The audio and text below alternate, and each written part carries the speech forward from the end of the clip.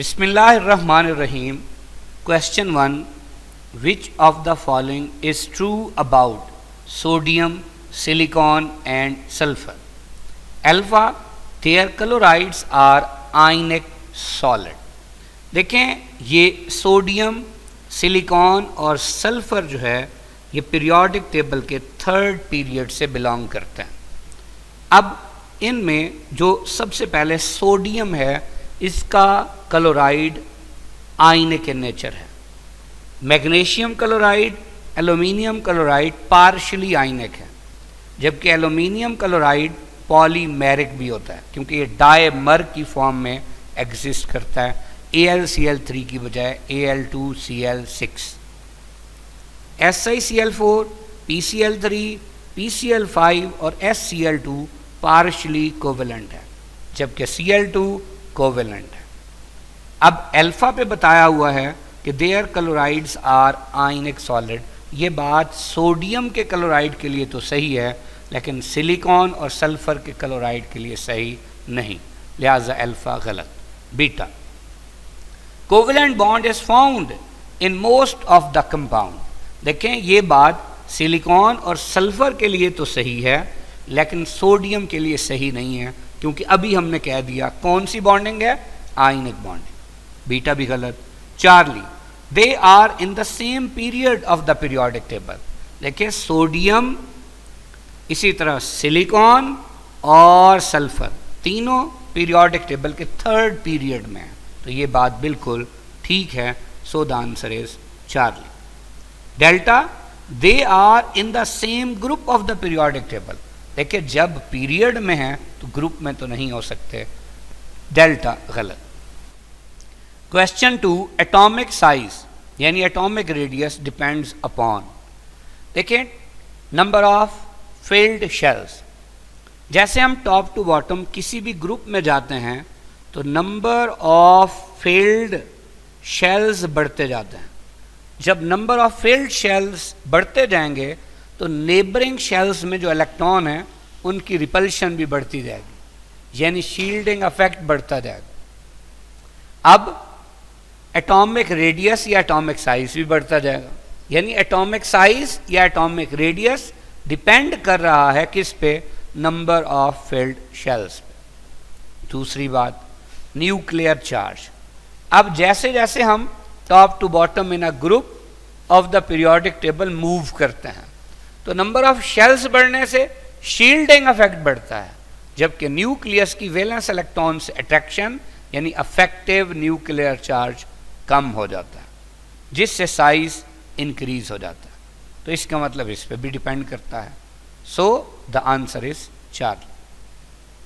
Question 3, which of the following is known as bridge element. इनमें से कौन सा ब्रिज एलिमेंट है?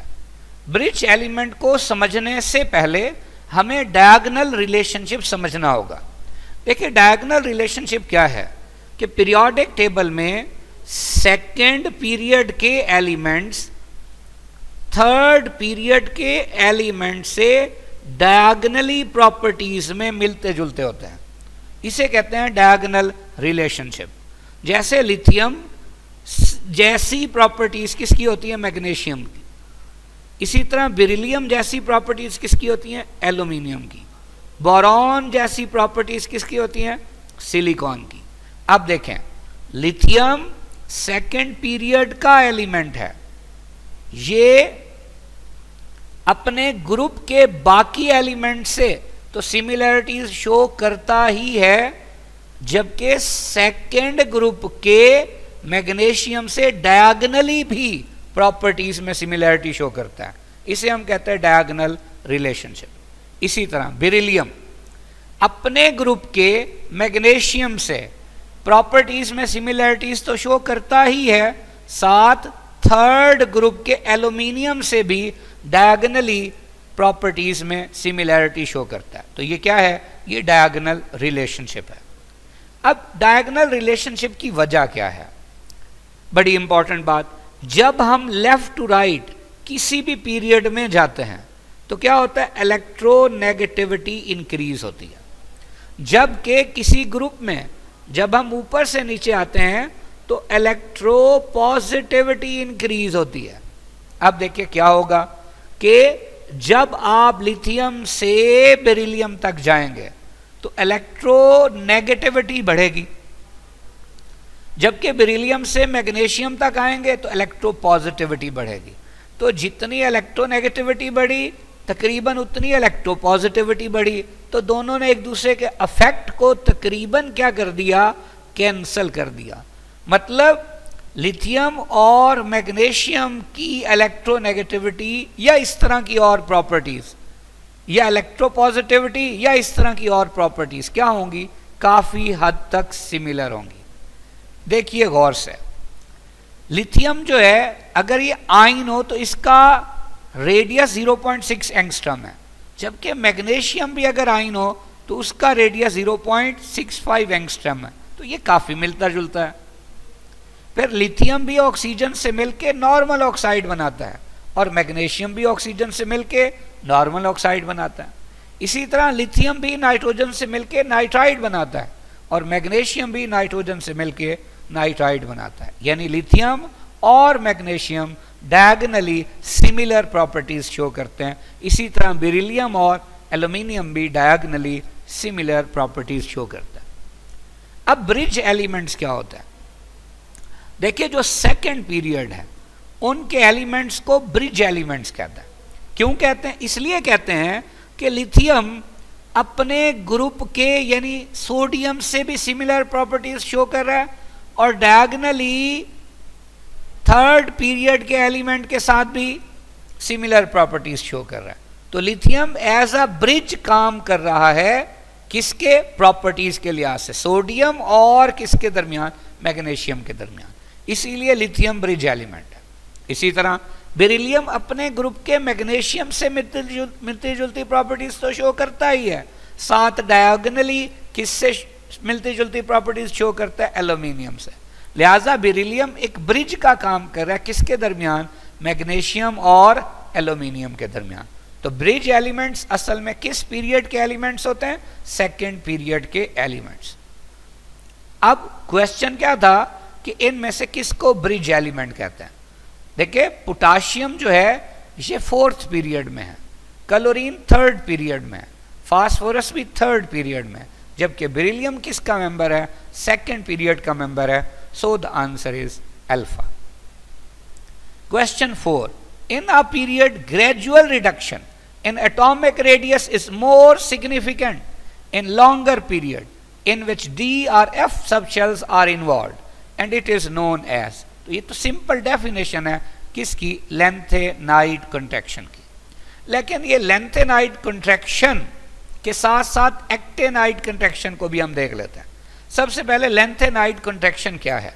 आपको पता है कि लेंथेनाइड्स के अंदर जो F ऑर्बिटल्स फिल हो रहे होते हैं वो 4F होते हैं। अब F ऑर्बिटल्स का चूंकि शील्डिंग इफेक्ट पुअर है, तो यानी जितनी शेल्स के इलेक्ट्रॉन की आपस में रिपल्शन होनी चाहिए उससे कम होती है, और न्यूक्लियस की वैलेंस इलेक्ट्रॉन से जितनी अट्रैक्शन होनी चाहिए उससे ज्यादा होती है। इसलिए साइज का डिक्रीज वाजे हो जाता है, इसे हम कहते हैं लेंथेनाइड कंट्रैक्शन। अब एक्टेनाइड्स में भी कंट्रैक्शन होती है, लेकिन चूंकि वो नेक्स्ट पीरियड के मेंबर हैं, उनमें कौन से orbital in the process of filling है, 5F। अब जब 5F की बात कर रहे हैं तो इसका मतलब एक्टेनाइड्स में नंबर ऑफ शेल्स लेंथेनाइड से एक ज्यादा होंगे। वे जब शेल ज्यादा होंगे तो शील्डिंग इफेक्ट भी ज्यादा होगा रिलेटिव टू लेंथेनाइड्स। इसका मतलब न्यूक्लियस की वैलेंस इलेक्ट्रॉन की तरफ अट्रैक्शन रिलेटिव टू लेंथेनाइड क्या होगी, कम होगी। तो फिर साइज जितना डिक्रीज होना चाहिए उतना डिक्रीज नहीं होगा। बहरहाल वो क्या कहलाएगा, एक्टेनाइड कंट्रैक्शन। तो लेंथेनाइड कंट्रैक्शन ज्यादा होगी as compared to actinide contraction. So the answer is beta.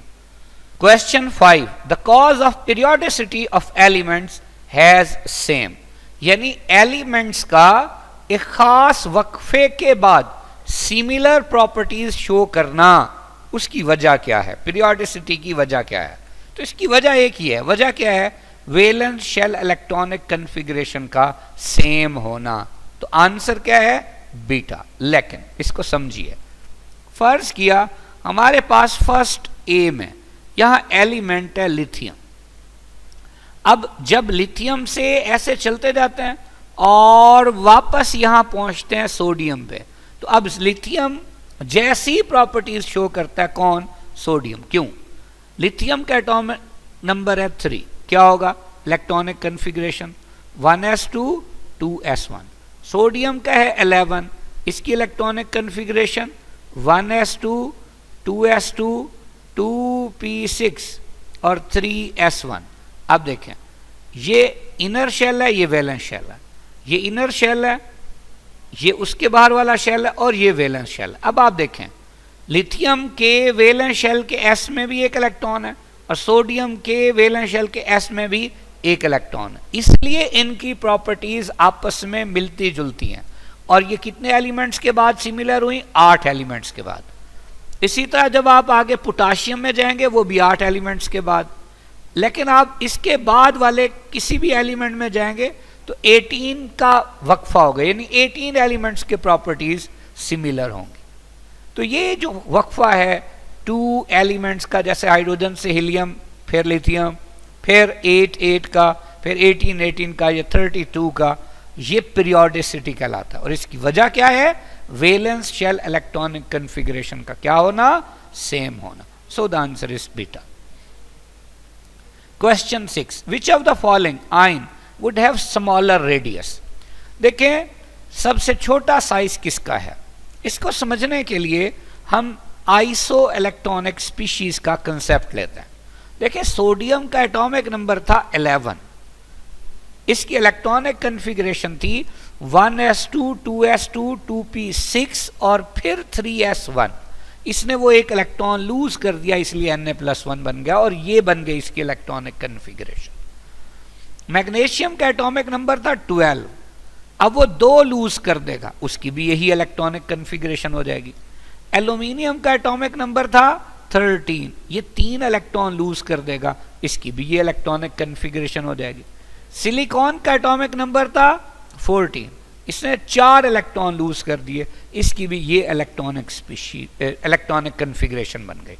अब ये चारों आइसो इलेक्ट्रॉनिक कैटायनिक स्पीशीज हैं, तो हमें पता है इन सब में नंबर ऑफ इलेक्ट्रॉन तो सेम है, लेकिन जो देखिए पॉजिटिव चार्ज है वो किस में ज्यादा है? सिलिकॉन में ज्यादा है, इसीलिए इसकी इन इलेक्ट्रॉन्स की तरफ जो अट्रैक्शन है वो ज्यादा होगी, तो साइज क्या होगा? कम। तो इनमें सबसे छोटा साइज किसका होगा? Si+4 का। सो the answer will B beta. लेकिन बड़ी इंपॉर्टेंट बात, अगर हम एनाइंस की बात करें तो जैसे फास्फोरस का एटॉमिक नंबर है 15, इसके वैलेंस शेल में 5 इलेक्ट्रॉन होते हैं, ऑक्टेट कंप्लीट करने के लिए 3 इलेक्ट्रॉन गेन कर लेता है। कितने इलेक्ट्रॉन हो गए? 18 इलेक्ट्रॉन हो गए।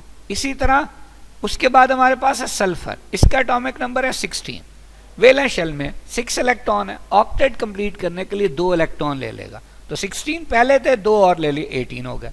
क्लोरीन का एटॉमिक नंबर है 17, वैलेंस शेल में 7 इलेक्ट्रॉन थे, ऑक्टेट कंप्लीट करने के लिए 1 गेन कर लिया, तो Cl-1 हो गया। अब इन सब में 18 इलेक्ट्रॉन है, तो ये भी क्या है? ये भी आइसो इलेक्ट्रॉनिक स्पीशीज हैं। तो इनमें आप देखें क्या है जी, इलेक्ट्रॉन तो 18 है, लेकिन यहां 15 प्रोटॉन 18 इलेक्ट्रॉन को खींच रहे हैं, या 16 खींच रहे हैं, या 17, तो 17 प्रोटॉन की 18 इलेक्ट्रॉन्स की तरफ अट्रैक्शन ज्यादा होगी एज कंपेयर टू 15 और 16 प्रोटॉन, इसीलिए क्या होता जाएगा? Size decrease. तो अगर हमारे पास एनाइन हो तो याद रखिए, जिस एनाइन पे चार्ज नेगेटिव में ज्यादा होगा उसका साइज बड़ा होगा, जबकि अगर आइसो इलेक्ट्रॉनिक कैटायनिक स्पीशीज हैं तो जिस कैटाइन पे पॉजिटिव में छोटा चार्ज होगा उसका साइज बड़ा होगा, and vice versa. Question 7, all of the following periodic properties increase along the period except, सारी प्रॉपर्टीज पीरियड में इंक्रीज होती हैं सिवाय एक के। देखिए, ये पीरियोडिक प्रॉपर्टीज की एक समरी है, बड़ी इंपॉर्टेंट बात।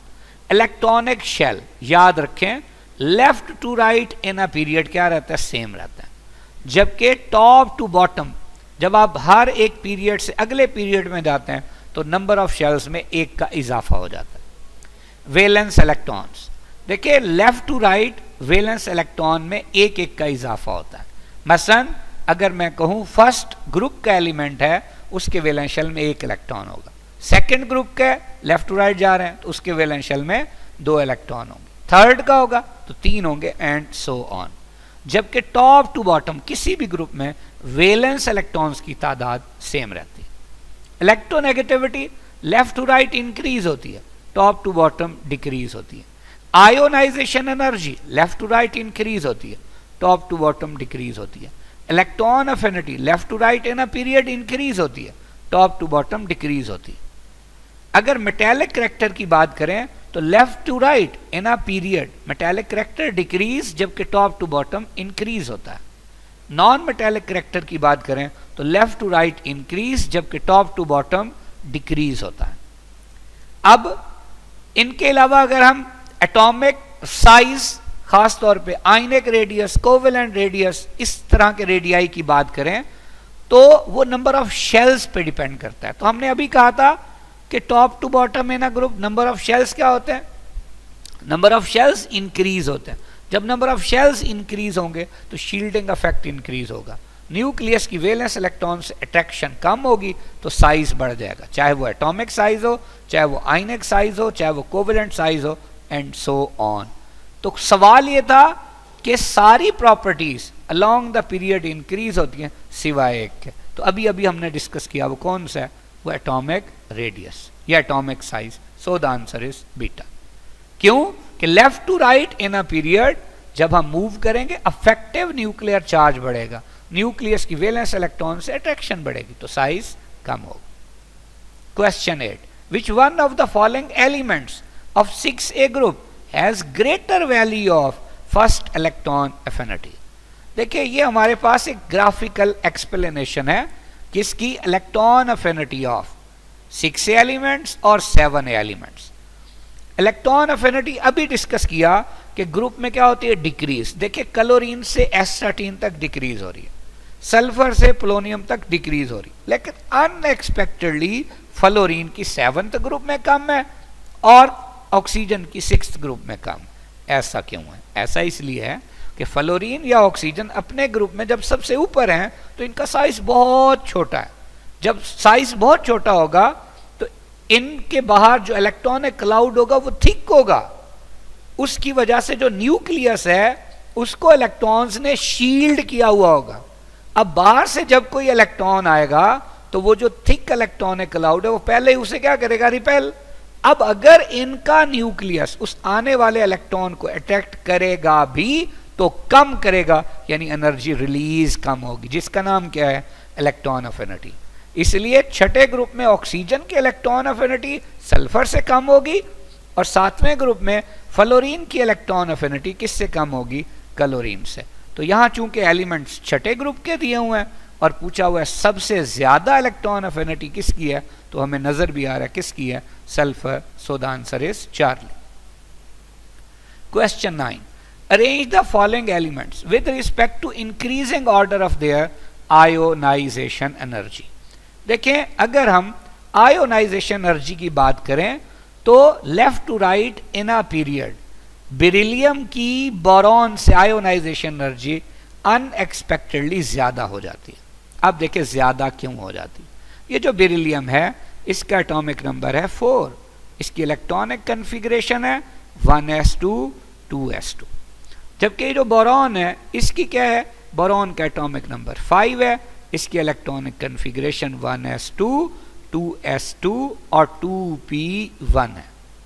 अब बेरिलियम का जो इलेक्ट्रॉन लूज होना है वो 2s से लूज होना है और s में 2 इलेक्ट्रॉन है, ये कंप्लीटली फिल्ड है, हाईली स्टेबल है। बोरॉन का इलेक्ट्रॉन कहां से जाना है, 2p से, जिसमें 1 इलेक्ट्रॉन है, ये पार्शियली फिल्ड है, तो इलेक्ट्रॉन निकालने के लिए एनर्जी कम चाहिए। तो बेरिलियम की अनएक्सपेक्टेडली ज्यादा हो गई आयोनाइजेशन एनर्जी किससे, बोरॉन से। इसी तरह नाइट्रोजन की ज्यादा है ऑक्सीजन से, क्यों, देखिए नाइट्रोजन का एटॉमिक नंबर कितना है 7, इसकी electronic configuration 1s2 2s2 2p3, oxygen का एटॉमिक नंबर 8, इसकी इलेक्ट्रॉनिक कन्फिग्रेशन 1s2, 2s2 और 2p4। अब देखिए दोनों में जो इलेक्ट्रॉन लूज होना है वो होना किससे है, 2p से है, लेकिन ये नाइट्रोजन का 2p3 है, ये हाफ फिल्ड है, जबकि ऑक्सीजन का 2p4 है, ये पार्शली फिल्ड है। अब हाफ फिल्ड जो है वो पार्शली फिल्ड से ज्यादा स्टेबल होता है, लिहाजा उसमें से इलेक्ट्रॉन निकालना मुश्किल होता है, तो फिर आयोनाइजेशन एनर्जी नाइट्रोजन की ज्यादा होगी किससे, ऑक्सीजन से। अब देखें इसके मुताबिक ऑप्शन कौन सी बनी, चार्ली। कैसे कि देखिए बोरॉन की कम है कार्बन से, हमें नजर आ रही है, देखिए बोरॉन की कार्बन से कम है, फिर कार्बन की कम है नाइट्रोजन से, देखें ये भी ग्राफ से जाहिर है, फिर नाइट्रोजन की कम है नियॉन से, क्योंकि नियॉन तो नोबल गैस है, नोबल गैस किसी भी पीरियड की होगी उसकी आयोनाइजेशन एनर्जी पूरे पीरियड के तमाम एलिमेंट से क्या होगी, ज्यादा ही होगी। सो the answer is Charlie. Question 10. The periodic table provides a basic framework for the study of periodic behavior of physical properties only, chemical properties only, physical and chemical properties of elements as well as their compounds. तो ये बेहतर option है, answer Charlie. जैसे अभी हमने देखें lithium और magnesium की प्रॉपर्टीज को कंपेयर कर रहे थे, तो उसमें लिथियम के कंपाउंड्स भी साथ पढ़ रहे थे, मैग्नीशियम के कंपाउंड्स भी पढ़ रहे थे। जैसे हम कह रहे थे लिथियम और मैग्नीशियम दोनों नॉर्मल ऑक्साइड बनाते हैं, इसी तरह लिथियम और मैग्नीशियम दोनों नाइट्रोजन से मिलकर नाइट्राइड बनाते हैं। इसी तरह लिथियम का आयनिक रेडियस भी पढ़ रहे थे, मैग्नीशियम का आयनिक रेडियस भी पढ़ रहे थे। तो फिजिकल प्रॉपर्टीज भी और केमिकल प्रॉपर्टीज भी, किस किस की, एलिमेंट्स की भी और उनके कंपाउंड्स की भी। सो the answer is Charlie. Question 11, which of the following cation has smaller heat of hydration. देखिए हीट ऑफ हाइड्रेशन किस पे डिपेंड करती है, हीट ऑफ हाइड्रेशन डिपेंड करती है चार्ज टू साइज रेशो पे। जितनी चार्ज टू साइज रेशो ज्यादा होगी उतनी हीट ऑफ हाइड्रेशन भी ज्यादा होगी। अब देखिए बड़ी इंपॉर्टेंट बात, ये जो एलिमेंट्स दिए हुए हैं ये बेसिकली सेकेंड ग्रुप के कैटाइंस हैं। तो जैसे मैग्नीशियम है Mg+2, इसी तरह फिर कैल्शियम है Ca+2, और फिर स्ट्रॉन्शियम है Sr+2, बेरियम है Ba+2। अब देखिए जब मैग्नीशियम से बेरियम तक हम जाएंगे तो क्या होगा, साइज इंक्रीज होगा। अब जब साइज इंक्रीज होगा तो आप देखिए चार्ज तो सेम है, अगर मैं चार्ज यही लिख दूं कि जी सपोज ये हमारे पास 2 है, इसका भी 2 है, इसका भी 2 है, इसका भी 2 है, साइज चूंकि बढ़ रहा है मैं कहता हूं इसका साइज 1, इसका 2, इसका 3 और इसका 4, तो मुझे बताएं 2/1 का आंसर बड़ा होगा या फिर 2/4 का। तो ऑब्वियसली 2/1 का, मतलब मैग्नीशियम आयन की चार्ज टू साइज रेशो सबसे ज्यादा होगी, तो फिर इसकी हीट ऑफ हाइड्रेशन भी सबसे ज्यादा होगी। क्वेश्चन में पूछा हुआ था कम, तो कम उसकी होगी जिसकी चार्ज टू साइज रेशो कम होगी, जैसे barium ion. So the answer will be alpha. Question 12, ionisation energy of an element is the minimum amount of energy which is required to remove an electron from the outermost shell of its isolated gaseous atom in its ground state। तो ये किसकी definition है, ionisation energy की। Which of the following elements has greater first ionization energy। देखिए अगर हम third period की बात करते हैं तो पीरियोडिक टेबल में जो थर्ड पीरियड है उसमें देखिए कौन कौन से एलिमेंट्स हैं। थर्ड पीरियड में sodium, magnesium, aluminium, silicon, phosphorus, sulphur, chlorine और आर्गॉन है। और लेफ्ट टू राइट जो जनरल ट्रेंड है आयोनाइजेशन एनर्जी का, वो क्या है कि ionisation energy goes on increasing from left to right in a period. लेकिन यहां पे एनॉमलस बिहेवियर होता है मैग्नीशियम और एल्यूमिनियम में और फास्फोरस और सल्फर में। देखिए इसकी वजह क्या है, मैग्नीशियम जो है बेसिकली ये किस ग्रुप का है, सेकंड का, इसकी इलेक्ट्रॉनिक कन्फिग्रेशन NS2 है, जबकि एल्यूमिनियम की क्या होगी NS2 और NP1। इधर फास्फोरस की क्या होगी, पांचवें ग्रुप में है NS2 और Np3 और सल्फर की क्या होगी, सल्फर की होगी NS2 और Np4। देखिए मैग्नीशियम की एल्यूमिनियम से आयोनाइजेशन एनर्जी ज्यादा क्यों है, क्योंकि इसके S से इलेक्ट्रॉन निकलने हैं और एल्यूमिनियम के P से। जो S होता है इसका पेनिट्रेशन इफेक्ट ज्यादा होता है, यानी S में अगर इलेक्ट्रॉन है तो वो न्यूक्लियस की तरफ ज्यादा अट्रैक्टेड है, इसलिए उसमें से इलेक्ट्रॉन निकालना ज्यादा मुश्किल है, यानी क्या ज्यादा होगी, एनर्जी ज्यादा होगी। एक और बात, S में होते भी 2 इलेक्ट्रॉन है और हैं भी 2, इसका मतलब ये कंप्लीटली फिल्ड है, हाईली स्टेबल। P में 6 होते हैं, 6 होते तो कंप्लीटली फिल्ड होता, 3 होते तो हाफ फिल्ड। उसके अलावा ये तो 1 है, ये तो पार्शली फिल्ड है, ये उसकी निस्बत हाईली अनस्टेबल है, इसमें से इलेक्ट्रॉन निकालना आसान है, इसलिए आयोनाइजेशन एनर्जी कम है। अब फास्फोरस में देखें, P से इलेक्ट्रॉन निकलने हैं और P में 3 इलेक्ट्रॉन है, यानी ये हाफ फिल्ड है। और सल्फर से P से निकलने हैं लेकिन उसमें 4 इलेक्ट्रॉन, वो पार्शली फिल्ड है, ये लेस स्टेबल है। चूंकि फास्फोरस की valence shell electronic configuration more stable है, इसलिए इसमें से इलेक्ट्रॉन निकालने के लिए एनर्जी क्या चाहिए, ज्यादा चाहिए। तो अब देखें क्या ट्रेंड होगा आयोनाइजेशन एनर्जी का, कि सोडियम से मैग्नीशियम तक आयोनाइजेशन एनर्जी इंक्रीज होगी, लेकिन एल्यूमिनियम पे आके क्या हो जाएगी, डिक्रीज हो जाएगी। उसके बाद फिर बढ़ती जाएगी और कहां तक बढ़ेगी, फास्फोरस तक बढ़ेगी, और फिर सल्फर पे आके क्या हो जाएगी, कम हो जाएगी, और लेकिन फिर आगे बढ़ती ही जाएगी, यानी नॉर्मल ट्रेंड हो जाएगा। तो अब आप देखें, अगर हमसे क्वेश्चन में ये पूछा हुआ है greater first ionisation energy, option है फास्फोरस, सल्फर, सिलिकॉन और एल्यूमिनियम, तो ये हमें ट्रेंड भी बता रहा है कि सबसे ज्यादा किसकी है, फास्फोरस की। So the answer is alpha. Question 13, what is the correct decreasing order of first ionisation energy for the following elements. अब आप देखिए हमारे पास 3 एलिमेंट्स है, लिथियम है, बेरिलियम है और बोरॉन है।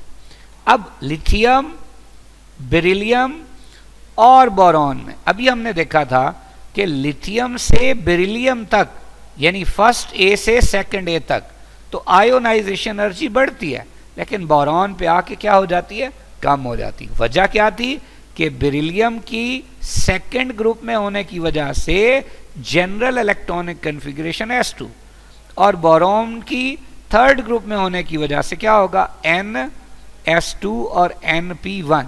तो इधर S से निकलना है, इधर P से, तो S का पेनिट्रेशन इफेक्ट ज्यादा है। दूसरा, S में 2 है, कंप्लीटली फिल्ड है, P में 1 है, पार्शियली फिल्ड, तो S2 जो कि कंप्लीटली फिल्ड है ये ज्यादा स्टेबल है, इसलिए इलेक्ट्रॉन निकालना ज्यादा मुश्किल है, यानी ज्यादा एनर्जी चाहिए। तो इनमें सबसे ज्यादा किसकी होगी, बेरिलियम की, फिर किसकी, बोरॉन की, और सबसे कम लिथियम की। So the answer will B Charlie. ये ग्राफिकल एक्सप्लेनेशन भी है जो अभी हमने डिस्कस की थी, ये लिथियम है, ये बेरिलियम है, ये बोरॉन है। तो देखिए सबसे ज्यादा किसकी है, बेरिलियम की, फिर बोरॉन की, और इनमें सबसे कम लिथियम की। Question 14, which of the following has greater value of radius. कौन से रेडियस वैल्यू जो है वो ज्यादा होगी। देखें सबसे पहले हम ये देखते हैं कि ये कैटाइन का रेडियस है और ये एनाइन का। अभी हमने समझा था कि एनाइन के रेडियस में शेल लूज नहीं होते, जबकि कैटाइन के रेडियस में या कैटाइन बनते हुए आमतौर पे शेल लूज हो जाते हैं। तो कैटाइन का अफेक्टिव न्यूक्लियर चार्ज ज्यादा होता है किससे, एनाइन से, यानी कैटाइन का साइज तो होगा छोटा। चूंकि ग्रेटर पूछा था तो ये तो हो ही नहीं सकता। अब न्यूट्रल को और एनाइन को कंपेयर करें तो जाहिर सी बात है, न्यूट्रल में चूंकि इलेक्ट्रॉन एनाइन में चूंकि इलेक्ट्रॉन ऐड हुए हैं तो अफेक्टिव न्यूक्लियर चार्ज कम हो गया, तो इसका साइज बड़ा होगा, तो न्यूट्रल का तो फिर साइज छोटा होगा। अब ये वैंडर वाल्स रेडियस है। वैंडर वाल्स रेडियस क्या है कि लंदन डिस्पर्शन फोर्सेस से 2 एटम जुड़े हों, पर एटम ही होंगे ना, इलेक्ट्रॉन गेन तो नहीं किया हुआ होगा, इसका मतलब इसका साइज भी छोटा होगा। तो फिर बड़ा साइज किसका हुआ, एनाइन का। सो the answer is Charlie. Question 15. Following graph shows a physical property along the period 3 elements. Which property is shown in the graph? देखिए क्या हो रहा है कि जैसे जैसे सोडियम से सल्फर तक जा रहे हैं कंटिन्यूअसली डिक्रीज हो रहा है। पहली प्रॉपर्टी है melting points up to group 4 है। भाई मेल्टिंग पॉइंट होते तो चूंकि सोडियम में एक इलेक्ट्रॉन बॉन्डिंग में हिस्सा ले रहा है, फिर मैग्नीशियम में 2, एल्यूमिनियम में 3, सिलिकॉन में 4, तो जो मेल्टिंग पॉइंट है उसने अप टू 4 क्या होना था, इंक्रीज होना था। तो चूंकि ये डिक्रीज हो रहा है इसीलिए अल्फा गलत हो गया। नॉन मेटेलिक करैक्टर, देखिए सोडियम ज्यादा मेटेलिक है एज कंपेयर टू मैग्नीशियम, ये ज्यादा मेटेलिक है एल्यूमिनियम से, ये ज्यादा मेटेलिक है सिलिकॉन से। तो non metallic character actually increase हो रहा है from left to right, non metallic character. तो ये भी नहीं हो सकता क्योंकि ग्राफ में डिक्रीज शो किया हुआ है। एटॉमिक रेडियस, अब एटॉमिक रेडियस कंटिन्यूअसली डिक्रीज होता है। डिक्रीज क्यों होता है, क्योंकि एटॉमिक नंबर बढ़ता जाता है, शील्डिंग इफेक्ट सेम होता है, तो न्यूक्लियस की वैलेंस इलेक्ट्रॉन से अट्रैक्शन बढ़ती जाती है, तो एटॉमिक रेडियस डिक्रीज होता जाता है। So the answer will B Charlie.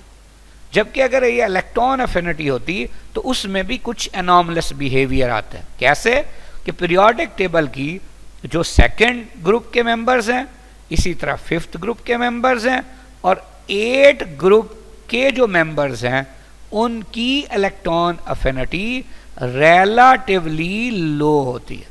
अब रिलेटिवली लो क्यों होती है, इसलिए कि इनकी स्टेबल इलेक्ट्रॉनिक कन्फिग्रेशन है, ये इलेक्ट्रॉन गेन आसानी से नहीं करते।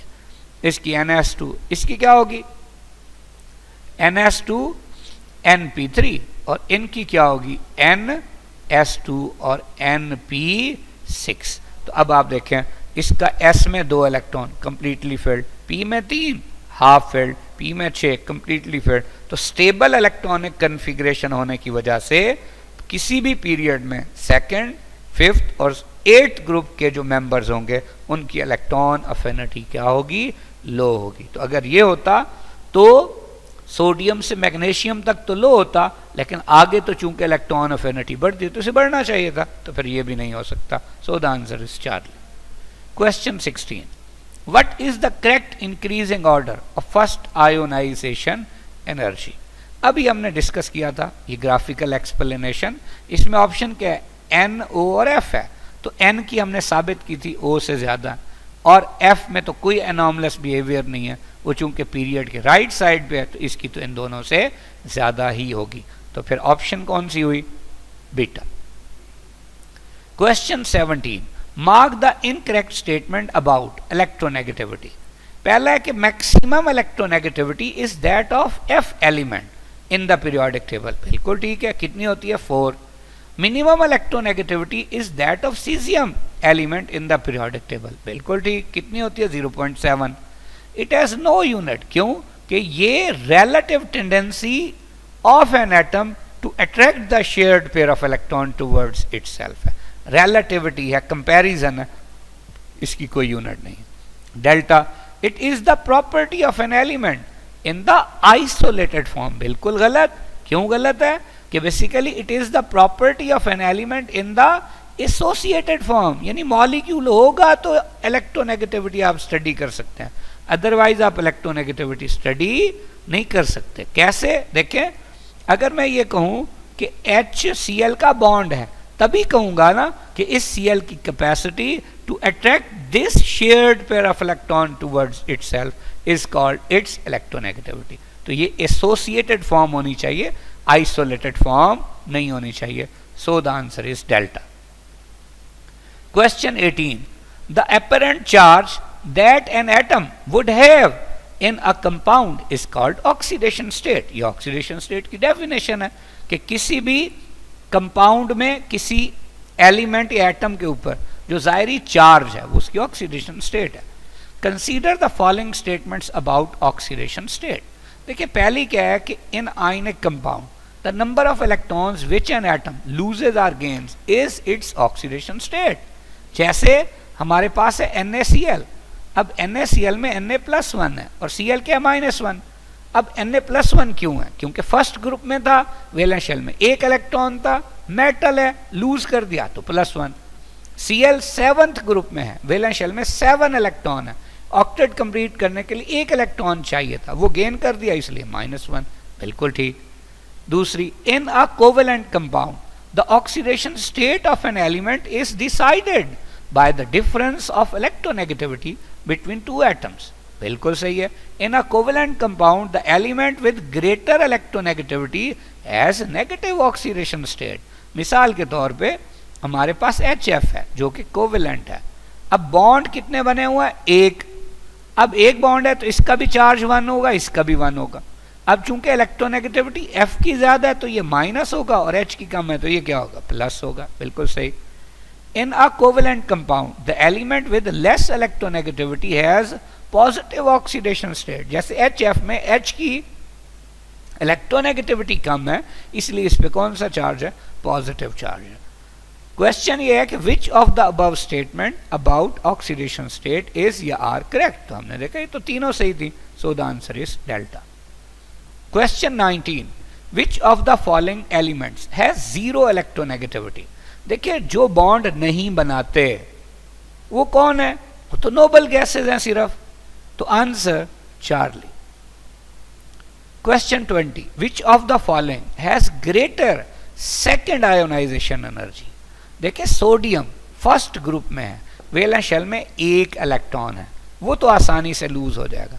अब अगला इलेक्ट्रॉन कहां से निकलेगा? इनर शेल से, जो कि कंप्लीटली फिल्ड होगा, इसलिए सेकेंड आयोनाइजेशन एनर्जी बहुत ज्यादा होगी। मैग्नीशियम के वैलेंस शेल में 2 इलेक्ट्रॉन है, पहली कम, दूसरी उससे ज्यादा, लेकिन तीसरी बहुत ज्यादा, क्योंकि वो इनर शेल से लूज होने के लिए चाहिए होगी जो कि कंप्लीटली फिल्ड होगा। इसी तरह एल्यूमिनियम के वैलेंस शेल में 3 इलेक्ट्रॉन है, पहली कम, दूसरी जरा उससे ज्यादा, तीसरी उससे भी ज्यादा और चौथी बहुत ज्यादा। इसी तरह सिलिकॉन के वैलेंस शेल में 4 इलेक्ट्रॉन है, इसकी कौन सी आयोनाइजेशन एनर्जी बहुत ज्यादा होगी? 5th वाली। तो पूछा हुआ था सेकंड किसकी ज्यादा होगी, तो सेकंड होगी फर्स्ट ग्रुप के मेंबर की, so the answer is alpha. इसी तरह थर्ड आयोनाइजेशन एनर्जी बहुत ज्यादा किसकी होगी? सेकंड वाले की। फोर्थ किसकी बहुत ज्यादा होगी? थर्ड वाले की। फिफ्थ किसकी बहुत ज्यादा होगी? फोर्थ वाले की। Question 21, identify the incorrect statement about hydration energy of an ion. देखिए अभी हमने डिस्कस किया था कि ये चार्ज टू साइज रेशियो पे डिपेंड करती है, बिल्कुल ठीक है। जब आप कह देंगे साइज टू चार्ज रेशियो, ये गलत हो गया, सो the answer is beta. Charlie क्या है? It increases significantly along the period, बिल्कुल। पीरियड में जो आइसो इलेक्ट्रॉनिक स्पीशीज हैं, मिसाल के तौर पे अभी हमने डिस्कस किया था Na+ है, इसी तरह Mg+2 है, और फिर हमारे पास है Al+3, ये आपके पास थर्ड पीरियड की आइसो इलेक्ट्रॉनिक स्पीशीज है। तो अब आप देखें चार्ज क्या हो रहा है? बढ़ है, जबकि साइज लेफ्ट टू राइट क्या होता है? साइज लेफ्ट टू राइट कम होता है। तो जब चार्ज बढ़ेगा और साइज कम होगा तो चार्ज टू साइज रेशियो बढ़ेगी, लिहाजा क्या बढ़ेगी? हाइड्रेशन एनर्जी भी बढ़ेगी। तो ये सही हो गया। Delta it decreases down the group. अब मिसाल के तौर पे हमारे पास सोडियम आयन है, इसी तरह पोटाशियम आयन है। अब क्या चार्ज तो सेम है, किसका फर्क है? साइज का। तो जब देखिए ऊपर से नीचे चार्ज सेम रहेगा और साइज बढ़ेगा तो चार्ज टू साइज रेशियो कम हो जाएगी, लिहाजा हाइड्रेशन एनर्जी भी कम हो जाएगी। तो ये भी ठीक है। Question 22, which of the following halides of aluminium is predominantly ionic in nature. According to Fajans rule, 2 bonded atoms में जितना इलेक्ट्रोनेगेटिविटी डिफरेंस ज्यादा होगा उतना उनके दरमियान आयनिक करैक्टर ज्यादा होगा, या एन आयन का साइज जितना छोटा होगा उतना आयनिक करैक्टर ज्यादा होगा। देखिए AlF का इलेक्ट्रोनेगेटिविटी डिफरेंस ज्यादा है, और दूसरा फ्लोराइड जो कि एन आयन है उसका साइज क्लोराइड, ब्रोमाइड और आयोडाइड में सबसे कम, तो इसका आयनिक करैक्टर सबसे ज्यादा होगा। सो the answer is beta. Question 23, in which of the following pairs first element has maximum and second element has minimum first ionization energy in the periodic table। देखिए जब उसने कह दिया कि मैक्सिमम, इसका मतलब पक्की बात है कि जो पहला एलिमेंट है वो कोई नोबल गैस होना चाहिए। अब अल्फा और बीटा में तो पहला एलिमेंट नोबल गैस है, जबकि चार्ली और डेल्टा में नहीं है, तो फिर चार्ली और डेल्टा गलत हो गया। जबकि फिर कहता है कि सेकंड एलिमेंट एज मिनिमम, यानी उसकी कम से कम है, तो कम से कम किसकी है? अल्कली मेटल्स की। तो इसका मतलब दूसरा एलिमेंट अल्कली मेटल होना चाहिए। देखिए बीटा में कार्बन अल्कली मेटल नहीं है, जबकि अल्फा में सीजियम अल्कली मेटल है। So the answer is alpha. Question 24, consider the following statements about ionisation energy. पहली बात, it is associated with an element. देखिए जब हम इसे डिफाइन करते हैं तो हम यही कहते हैं ना कि it is the amount of energy required to remove an electron from an isolated gaseous atom. वो एटम किसका होता है? एलिमेंट का ही होता है। तो बिल्कुल ठीक है। Its unit is kilo joule per mole. चाहे इलेक्ट्रॉन अफिनिटी है या आयोनाइजेशन एनर्जी, दोनों की यूनिट क्या है? Kilo joule per mole. The element must be in gaseous state. बिल्कुल सही। क्यों? कि उसके ऊपर नेबरिंग एटम्स का कोई इन्फ्लुएंस नहीं होना चाहिए। It is an index of metallic character. बिल्कुल ठीक है। जितनी आयोनाइजेशन एनर्जी कम होगी उतना मेटेलिक कैरेक्टर ज्यादा होगा, and vice versa. Which of the above statements is या आर करेक्ट? तो हमने देखा ये तो चारों सही हैं। सो the answer is delta. Question 25, which of the following is not ionic hydride? कौन सा आयनिक हाइड्राइड नहीं है? देखिए हम जानते हैं कि पीरियोडिक टेबल के अंदर ये कुछ एलिमेंट्स हैं, इनके हाइड्राइड इंटरमीडिएट हाइड्राइड है, जबकि इनके अलावा लेफ्ट वाले सारे आयनिक और राइट वाले सारे कोवेलेंट है। अब इन्हें मेमोराइज कैसे करना है? देखिए यहां पे बेरिलियम और मैग्नीशियम, यहां से हम एक वर्ड बना देते हैं बेगम, और CZN से हम बना देते हैं कजन, और ये IN मतलब है इंडिया से आई, तो बेगम कजन इंडिया से आई, यानी बेरिलियम, मैग्नीशियम, कैडमियम, जिंक और इंडियम जो है इनके हाइड्राइड इंटरमीडिएट है। इनके अलावा जितने भी लेफ्ट पे होंगे वो सब के सब आयनिक, और जितने राइट पे होंगे वो सब के सब कोवेलेंट। तो फिर पूछा हुआ क्या था? आयनिक कौन सा नहीं है? तो जो इनके अलावा हो, इनके अलावा एक ही है, डेल्टा। ZnH2 अभी हमने देखा वो कौन सा है? Intermediate. So the answer is delta. Question 26, mark the incorrect statement about oxidation state for central atom of the compounds. KMnO4 में Mn+7 है। देखिए अगर हम इसे लिखें तो KMnO4 एक होता है -2, 4 है तो -8, K क्या होगा? +1, -8 और +1 हुआ -7, तो Mn क्या होगा? +7। बिल्कुल ठीक बीटा। K2Cr2O7 में क्रोमियम की ऑक्सीडेशन स्टेट +6 है। देखिए K2Cr2O7 एक होता है -2, 7 है तो -14, एक के क्या है? +1, 2 है तो +2, -14 और +2 बनेगा +14, तो -14 और +2 तो क्या बनेगा? -12, तो Cr2 क्या होगा? +12, तो एक Cr +6 होगा। बिल्कुल ठीक है। Na4XeO6 में Xe+8 है, लें जी Na4XeO6, O क्या है? -2, 6 है तो -12, एक Na+1, 4 है तो +4। अब -12 और +4 क्या आंसर आएगा? -8, तो फिर Xe क्या होगा? +8। ये भी ठीक है। H2S2O7 जिसे आप ओलियम कहते हैं, तो सल्फर की क्या ऑक्सीडेशन स्टेट है? H2S2O7, O क्या है? -2, 7 है तो -14, एक H है +1, 2 है तो +2। अब देखिए -14 और +2 क्या बनेगा? -12, तो फिर S2 क्या होगा? +12, यानी एक सल्फर क्या होगा? +6, जबकि यहां क्या दिया? +4, तो ये बात गलत है। So the answer is delta. Question 27, the trends in melting points of the element of third period are depicted in figure below. The sharp decrease observed from silicon to phosphorus is due to. अब silicon से phosphorus तक melting point अचानक से बहुत ज़्यादा कम हो जाता है, तो वजह क्या है? Alpha decrease in atomic radius, बिल्कुल गलत। एटॉमिक रेडियस का लेफ्ट टू राइट डिक्रीज होना मेल्टिंग पॉइंट पे कोई असरअंदाज नहीं होता।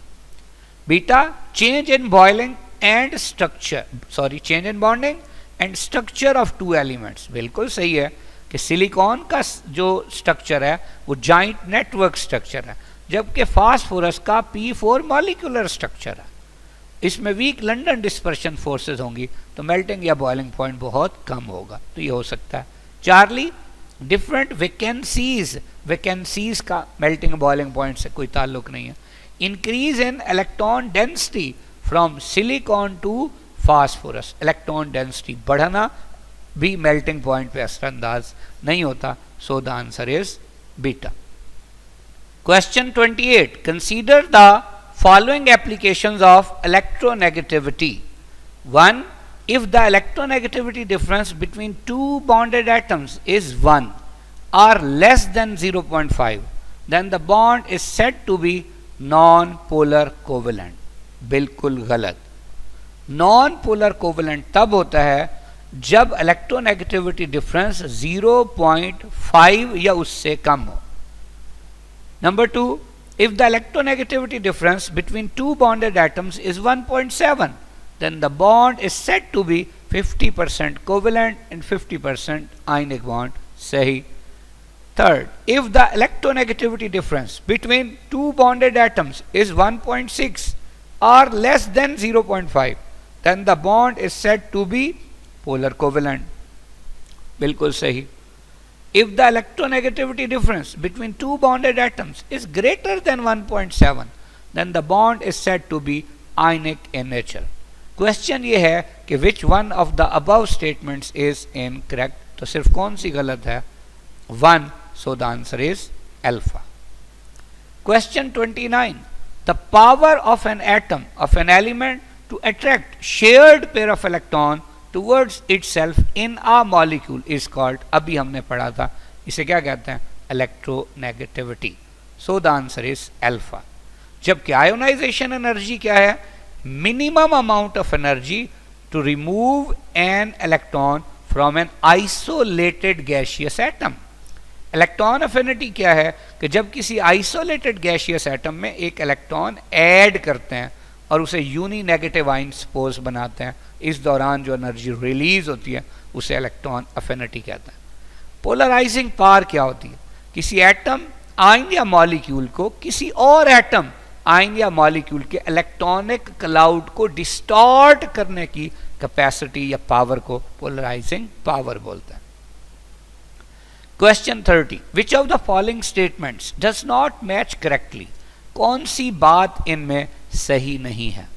देखें, अगर हम बात करते हैं ऑक्साइड्स की, तो आपको पता है कि सिवाय इन एलिमेंट्स के ऑक्साइड के, जो लेफ्ट पे होंगे सब के सब बेसिक और जो राइट पे होंगे वो सब के सब एसिडिक। अब ये हम कैसे मेमोराइज करेंगे? देखें, इसे हम यूं मेमोराइज करेंगे, AL से अल्लामा इकबाल, GA से गए, IN से इंडिया, अल्लामा इकबाल गए इंडिया। उसके बाद AS से 80, SB से सब, BI से भाई, 80 सब भाई, GE से गए, SN से सिंध, PB से पंजाब, 80 सब भाई गए सिंध पंजाब। और ये क्या है जी? बेरिलियम और जिंक। अब ये याद हो गया, ये 11 एलिमेंट्स हैं जिनके ऑक्साइड एम्फोटेरिक हैं, जबकि इनके अलावा लेफ्ट पे सब बेसिक और राइट पे सब एसिडिक। तो ये एक दफ़ा फिर से रिपीट कर रहा हूं मैं, ये है अल्लामा इकबाल गए इंडिया, 80 सब भाई गए सिंध पंजाब, और बेरिलियम और जिंक। अब अल्फा क्या है? BaO बेसिक है। देखिए, ये पड़ा है BaO, ये वाकई बेसिक है। बीटा Ga2O3, ये Ga2O3 का गैलियम, ये क्या है? ये एम्फोटेरिक है, सही। N2O5 नाइट्रोजन, तो ये कैसा है? एसिडिक। यहाँ क्या लिखा हुआ है? बेसिक। तो इसका मतलब पक्की बात है, आंसर चार्ली। जबकि अभी हमने पढ़ा था बेरिलियम हाइड्राइड इंटरमीडिएट हाइड्राइड होता है। Question 31. The correct order of electronegativity of oxygen, fluorine, phosphorus and nitrogen is. देखिए इनमें से सेकेंड पीरियड से कौन कौन से एलिमेंट्स हैं. सेकेंड पीरियड से हमारे पास पांचवें ग्रुप में है नाइट्रोजन, छठे ग्रुप में ऑक्सीजन, सातवें ग्रुप में फ्लोरीन, जबकि थर्ड पीरियड में इनमें से फास्फोरस है जो कि पांचवें ग्रुप का मेंबर है. अब हमें पता है किसी भी पीरियड में left to right electronegativity increase होती है, जबकि top to bottom inner group क्या होती है, डिक्रीज होती है. क्वेश्चन ये था कि इलेक्ट्रोनेगेटिविटी का ऑर्डर बताइए. तो देखिए सबसे ज़्यादा किसकी होगी, फ्लोरीन की, फिर ऑक्सीजन की, फिर नाइट्रोजन और सबसे कम फास्फोरस की. तो चूंकि यहाँ यही ऑर्डर दिया हुआ है, एफ ओ एन और पी किस में है, answer alpha. Question 32. The decreasing order of second ionization energy of barium, potassium, calcium is. देखिए अब कैल्शियम और बेरियम ये कौन से ग्रुप के हैं, सेकेंड ग्रुप के, जबकि पोटाशियम फर्स्ट ग्रुप का है. अब हमें पता है कि सेकेंड आयोनाइजेशन एनर्जी की अगर हम बात करें तो पोटाशियम +1 हालत में होना चाहिए, ये कैल्शियम भी +1 हालत में होना चाहिए और बेरियम भी +1 हालत में होना चाहिए. अब इन दोनों में से तो उसकी ही ज्यादा होगी जिसका साइज छोटा होगा, जबकि इन दोनों में किसकी ज्यादा होगी, जो राइट साइड पे हो. लेकिन ये तब है जब ये फर्स्ट आयोनाइजेशन एनर्जी की बात हो. देखिए ये पोटाशियम की पहली आयोनाइजेशन एनर्जी तो कम होती है, लेकिन दूसरी बहुत ज्यादा होती है. उसकी वजह कि जब ये एक लूज कर देता है तो इसकी वैलेंस शेल की इलेक्ट्रॉनिक कन्फिगरेशन किस जैसी हो जाती है, नोबल गैसेस जैसी. तो अब इन दोनों में सबसे ज्यादा किसकी होगी, सेकेंड आयोनाइजेशन एनर्जी पोटाशियम की ज्यादा होगी, जबकि कैल्शियम की उसकी निस्बत कम होगी. तो सबसे ज्यादा पोटाशियम, फिर कैल्शियम और फिर barium. So the answer is alpha. Question 33. Consider the following statement about electron affinity for elements. Option 1. Oxygen की इलेक्ट्रॉन अफिनिटी ज्यादा है सल्फर से, अभी हमने पढ़ा था, ये बिल्कुल ठीक है. फास्फोरस की ज्यादा है नाइट्रोजन से, ये गलत है. सल्फर की ज्यादा है ऑक्सीजन से, ये भी इसका उलट हो गई तो गलत हो गई. फोर्थ है नाइट्रोजन की ज्यादा है फास्फोरस से, ये सही है. क्वेश्चन ये है कि इनकरेक्ट बताना है. तो इसमें देखा हमने सेकंड और थर्ड दोनों गलत हैं. सो द आंसर इज चार्ली.